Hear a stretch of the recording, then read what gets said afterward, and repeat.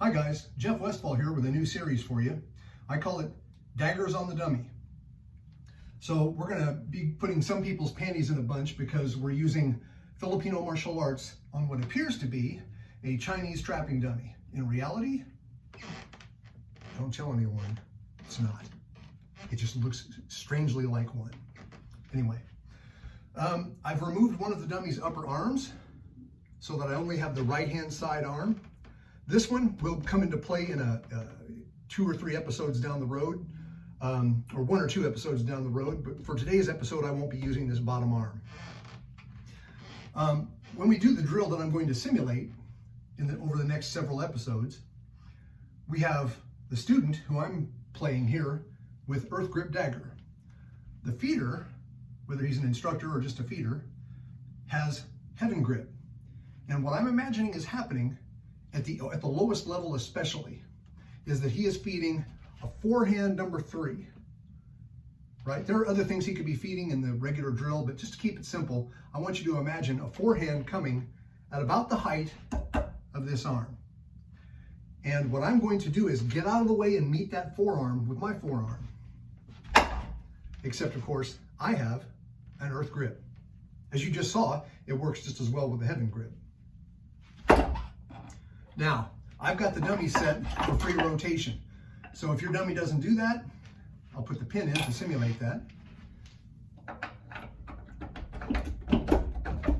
If your dummy doesn't rotate, you will need to shift somewhere between 3 to 6 inches further or at all compared to when the dummy does move.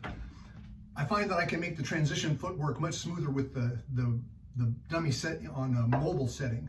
But most people's dummies don't do that, and if you don't have that, I apologize. I do have a lot of fun playing with this dummy. So we're going to take the pin out.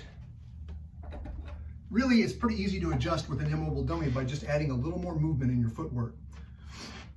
So I shift off here, and I use this forearm to deflect that, or not to deflect, but to block that attack.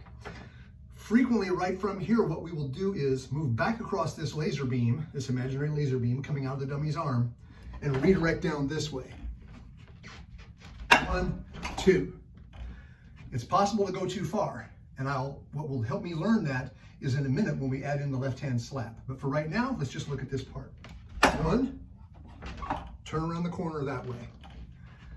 You're not actually hitting the dummy right now. Don't try. You'll ruin your control position right here.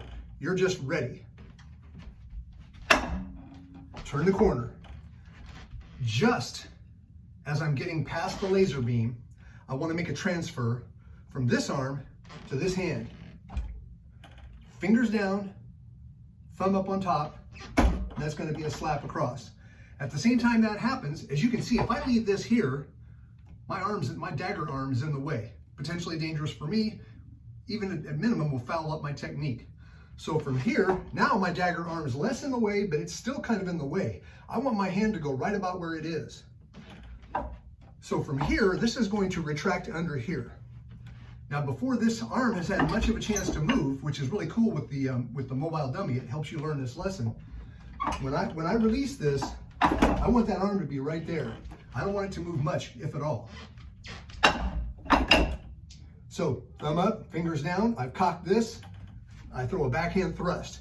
Now there's different variations at this point. I can thrust and get out, which can be very useful, but takes you out of the drill. I can thrust and keep my left-hand connection right here. Now, because it's a dummy and not a human partner, if it wasn't such a nice mahogany dummy with a nice finish and me with a metal weapon, I might be cracking this dummy pretty hard with this low backhand thrust while maintaining my connection on this with this check hand on the arm.